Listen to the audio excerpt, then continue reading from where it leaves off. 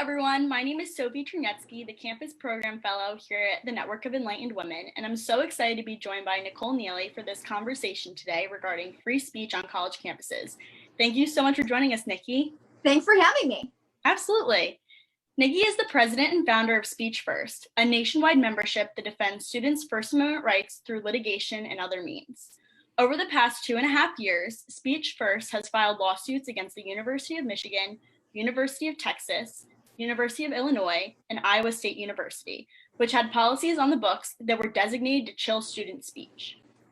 Nikki has worked at a variety of advocacy organizations throughout her career, serving as the executive director of the Independence Women Forum, president of the Franklin Center for Government and Public Integrity, and creating the Department of External Relations at the Cato Institute.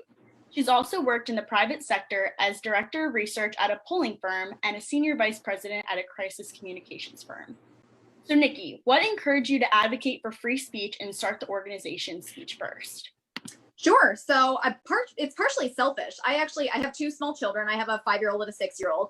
And I'm really distressed about what's taking place on campus these days. I don't want to send my children or my money to these institutions that, even two of the schools we sued, University of Illinois is my alma mater, University of Texas is my husband's. And so we're certainly not getting our kids and his legacies at either of those institutions.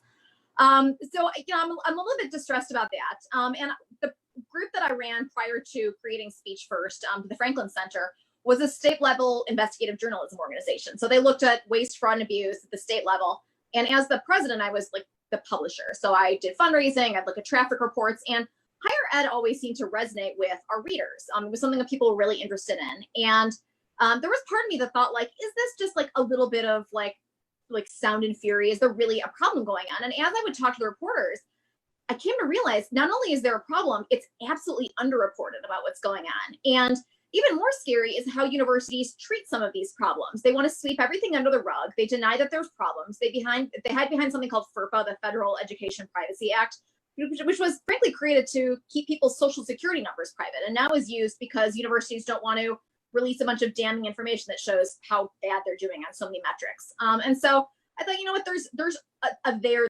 There's something to be done. But unfortunately, the deck is stacked against anybody who really wants to get involved in these issues. Part of the problem is, if you are a student on campus, it's a scary thing to decide that you're going to take on your school. For starters, most students don't actually realize there's a problem.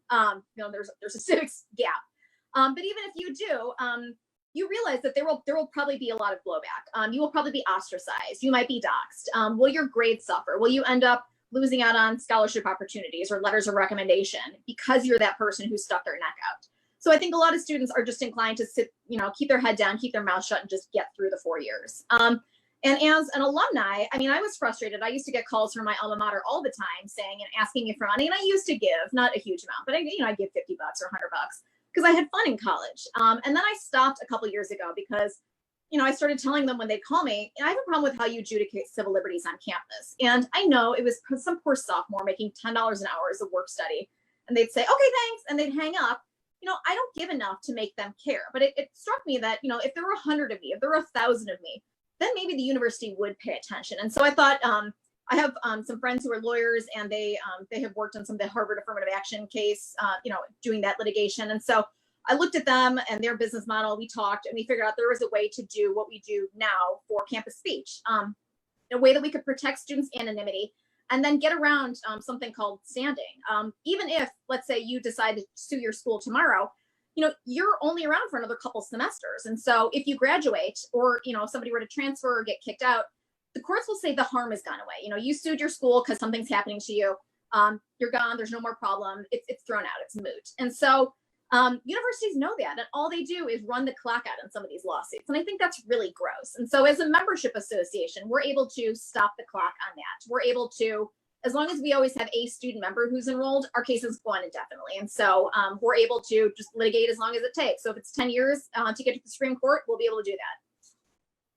That's awesome that there's a way around it, because it's true. I feel like some students even just say, like, you know what, I only have a semester or a year left. What's the point of even trying to fight this? So it's good to know that option for them.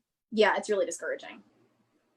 So often we hear about schools not tolerating hate speech, but liberals seemingly are allowed to say what they want without consequences. What suggestions do you have for students that are facing battles with this with their school's administration? I think what's so interesting is, there is no constitutional exception for hate speech. And so it's so distressing to realize that people don't really understand what the First Amendment is, what it protects and what it doesn't. And then, I start to think about what do people consider hate speech, right? It's speech with which they disagree. The Supreme Court has upheld speech, racial slurs, offensive language, obscenities. And my brother was in the Army, those guys who did the stolen valor thing, who pretended they had Purple Hearts. That to me is offensive, yet there's still those kinds of things are allowed to happen. The Westboro Baptist Church protesting outside soldiers' funerals. That's all protected. And so I think when people say, hate speech is not protected, it kind of betrays their ignorance.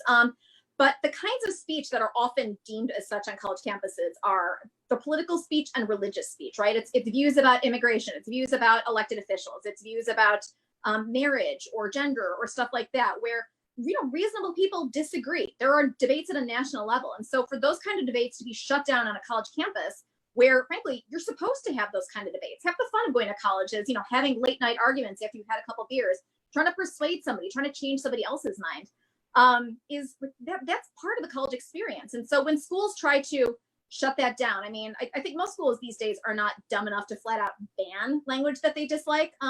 Instead, I think what they do is they intentionally chill student speech. They try to discourage students from talking about those controversial topics because the school doesn't want to deal with the hassle. So schools we now see banning offensive language or hateful language or biased language. And then you end up with administrators who have this broad discretionary power to pick winners and losers, to pick the words that work. And they end up defining hate speech as, frankly, speech that you and I engage in on a regular basis. And so I think particularly at, it's important, I guess, to take a step back. It depends on where a student goes to school, what a school can get away with. A public university is a state actor. They receive state funding, they receive federal funding. They have to uphold the First Amendment. They cannot discriminate against the content of a student's speech based on what the views are alone. Private universities have a little bit more discretion, and we can get into that a little bit later. But at the same time, it's to discriminate on the content of speech is something that really everybody should be on guard about, because I think it's something that all schools try to do to an extent. Have you noticed that this is getting worse or better? I think it is getting worse. It's funny. I was so naive when I started this a couple years ago. I thought my husband worked on a Second Amendment case a couple years ago. And when I launched Speech First, I said, everybody likes my amendment. Nobody likes your amendment. And I was so wrong. I quickly realized that nobody likes the First Amendment anymore, which kind of breaks my heart.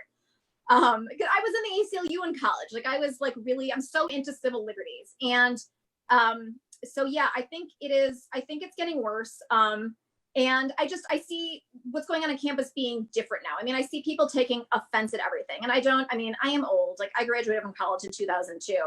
And I remember having disagreements with people in class, but not people filing disciplinary reports against each other. And that to me is something else, where you're trying to weaponize your school's administration to punish somebody who you disagree with. I have been really troubled by the rise of programs called bias response teams. These are programs that really have kind of sprung up since 2013, 2014, where a lot of schools have portals on their website where you are encouraged to report on your fellow classmates. So I can say, I can go on umich.edu for the University of Michigan. I can say, Sophie said this thing. Oftentimes the schools will let you do so anonymously, so I don't even have to put my name to it. And then you will get called in to meet with the bias response team. And that's a group of administrators, usually campus police, provost, deans of students, and you will have to explain yourself. That's a terrifying prospect. And so even if, at the end of the whole meeting, it's constitutionally protected, we're a public university, you hurt somebody's feelings, how dare you? Even if you get off, that's a distraction from your studies. It's a hassle. It's scary. You don't feel like that's voluntary. You don't know what your rights are. You probably almost certainly don't have a lawyer with you. And so you're disincentivized from ever expressing those views that got you reported in the first place. And if you talk to your friends will think twice about expressing those views as well. And so students just self-censor at these astonishing rates now, where people are just refraining from having any kind of controversial discussion. And I think you're being cheated out of a proper college experience when that happens. I totally agree with that. And I think you talked about this a little bit earlier too, but people don't really know what the First Amendment really means. And I think that works for everyone, people don't know how it protects them, but also how they can't use it to hurt others. what are like the most common misconstructions that you hear when it comes to the First Amendment? Yeah, I mean, for the past couple of years, I've heard this phrase, speech is violence. We saw that a lot in 2017 after all the protests at Berkeley with all the Milo stuff, which is so strange to me. It's like Alice in Wonderland, right? Like, no, speech is not violence. Violence is what happens when there is no speech, right? Like when you and I stop talking and I start hitting you, that's okay. And then over the past few weeks, with all the protests, a new phrase that I've seen that I think is equally troubling is silence is violence. So not only can I, if you and I disagree, not only I can't just keep my mouth shut and be like, okay, Sophie, and just kind of move on with it. I have to parrot your talking points. I must be in total agreement with you, or else I'm a bad person. And that's also so destructive. And so those are two things I think that really freak me out. Another one, obviously, yeah, that hate speech isn't protected by the First Amendment. Also super wrong, because I think it overlooks this amazing history of free speech and of the First Amendment in America in particular. That this is how disenfranchised groups throughout history have been able to get their message out. I mean, the kinds of speech that we take for granted these days that was, a lot of that was once considered hateful. Women's suffrage, the abolition of slavery, getting, civil rights and Jim Crow. I think about Martin Luther King violating a gag order and writing letters from a Birmingham jail because he was put in jail. That kind of speech was considered destabilizing, offensive, unwelcome. But that is how, Frederick Douglass calls it, it's David versus Goliath. Your voice is often the only thing you have to fight back against the entrenched powers that be. And so when people now are trying to, censor and shut each other up, it doesn't actually, you're not changing anybody's mind. You're driving them underground to the dark corners of the internet where they'll find people who agree with them. And I think that's a much more dangerous proposition. Yeah, I agree completely. And I know a lot of my peers, and I'm sure you as well, have seen on social media just such a negative vibe of, like you said, silence is violence, but also if you don't agree with the narrative, don't say anything. And I think it is important for people to know that they have the right to do it. And that right that we're allowed to say what we want is a huge part of what our country's been and why people should be proud that we have the Constitution that we do. Yeah, and that's why I'm so glad that there are groups like New out there, because I can sue a bunch of schools. I'm more than happy to be the bad guy and sue a bunch of schools. But after we sued the University of Michigan, we ended up settling with them. They changed a lot of their policies.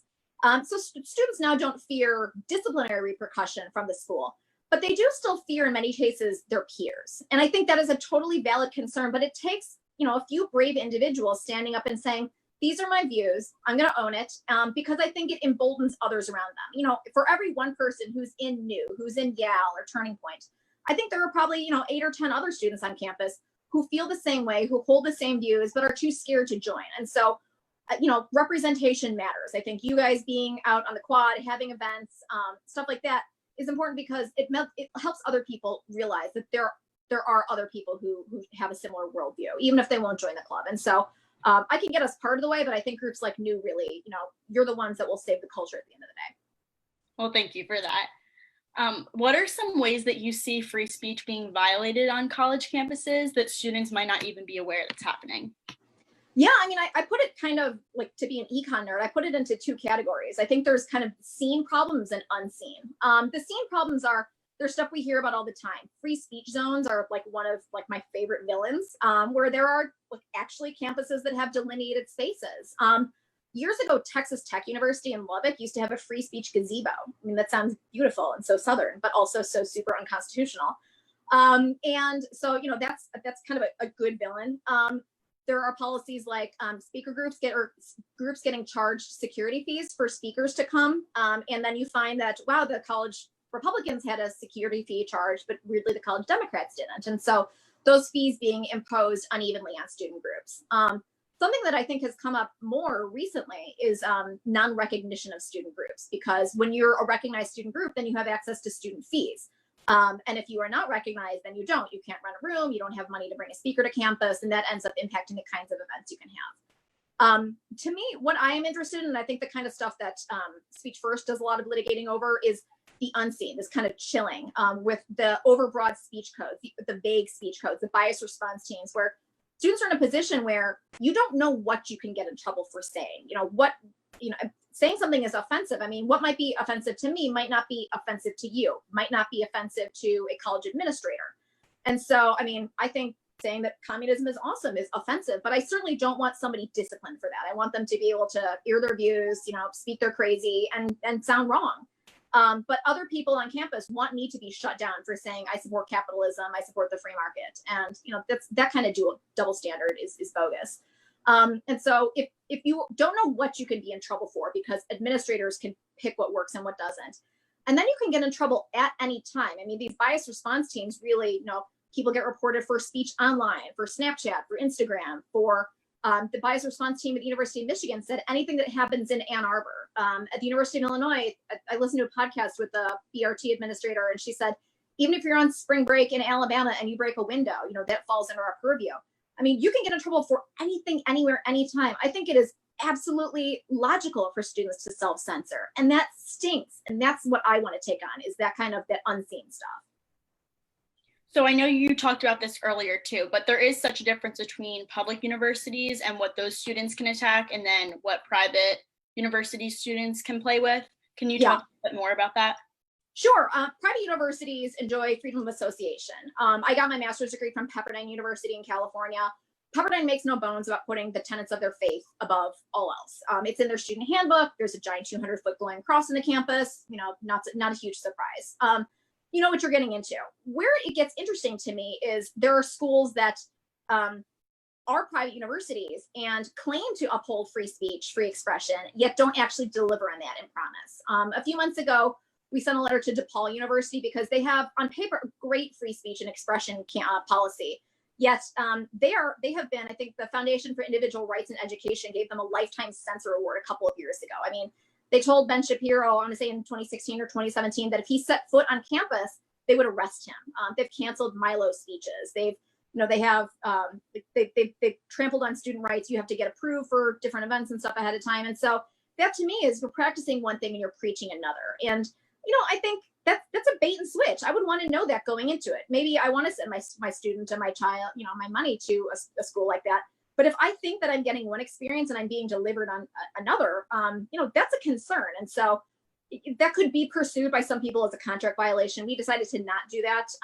But I think it's something that students should be mindful of, that just because a school says that it supports free speech doesn't mean it actually does in practice. And so I realize so many, new members are already in college, but I think there is, so much more that goes into deciding where to go to college these days. And when I went to school, it was, what's the scholarship package? What's in-state tuition? All right, the decision's made. And I think it's really incumbent on families to look at how some of these issues are treated on campus, because it's much more complicated now. Yeah, I agree with that so much. That's something that going into college, I didn't really look at. But luckily enough, I went to Catholic University and they were very supportive of diverse views and really didn't have too many issues with it. But knowing how I came into my political views and everything, I'm so thankful that that's the university I ended up at and not some of the other schools that I've heard stories from my peers and other members of Newwood. Right. So my team is texting me questions that we're getting. So the first question is, where would I start if I want to protect the free speech on my campus? I don't have speech first chapters. There are so many groups out there that have terrific infrastructure. And so I think part of it is just figuring out kind of what's out there. I think some of this starts before school, even before students get to college. I'm kind of saddened to see the state of civics education in America, that people don't understand this beautiful history of free speech and frankly, of all the rights, of all the Bill of Rights. And so some of it is educating yourself so that when you get to campus and somebody pushes back on you, what your rights are on campus, knowing what the student code is if you're running a student organization. And that I think is, looking at if you're running an organization, if you join an organization, knowing what the policies are, so that, I always tell students, please don't go out and provoke a confrontation or get arrested just to try and make a point. I don't want to do that. As a mother, I don't want you to do that. Let's not get to that point.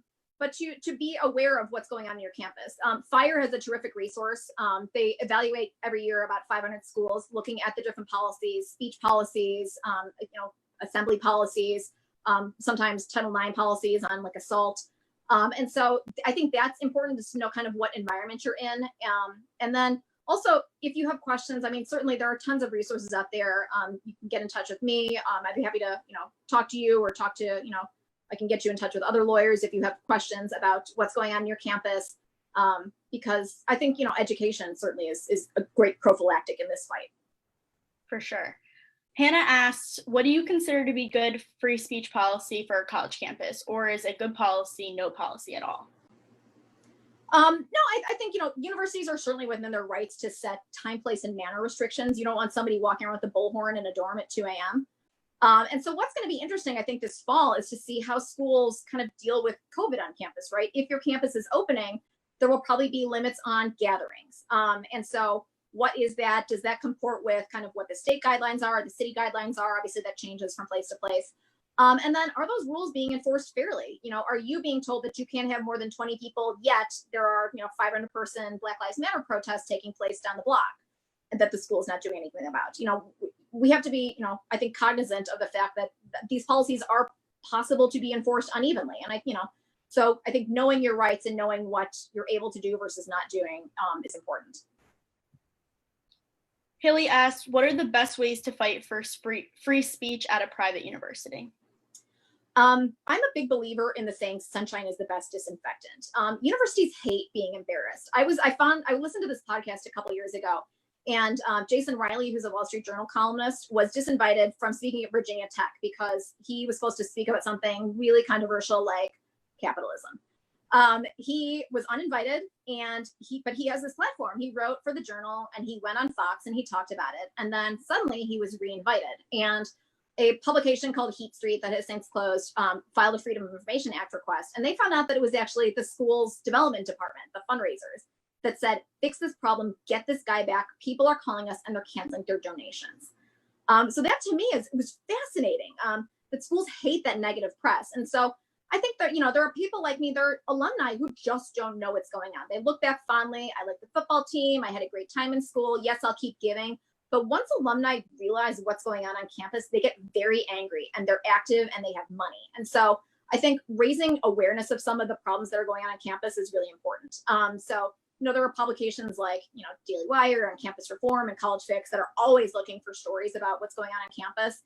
Those often end up getting filtered up. I mean, I know, Fox and a lot of these outlets like to cover what's going on campus. And so you don't necessarily even have to have your name attached to it. But I think flagging some of these problems definitely helps to get a resolution. Aside from that, I think there are kind of intermediate steps. Not everybody has to jump into filing a massive federal lawsuit like I do. So, we can send a letter to the school saying, we noticed that you are doing this thing, which is super unconstitutional. You might want to change that thing. Schools also don't like getting those kind of nasty grams. So that's kind of another intermediate step. Sometimes you can be that person who just, decides to be the named plaintiff in a lawsuit to sue a school. Or, you could also work with us if you go to a public university and we could try to sue the school and protect your anonymity in doing so. So. That's awesome. I think it's important for people to know that they can do smaller steps like that, let their university even know what they're doing without pulling the whole legal card necessarily or really trying to cause a fight right off the bat.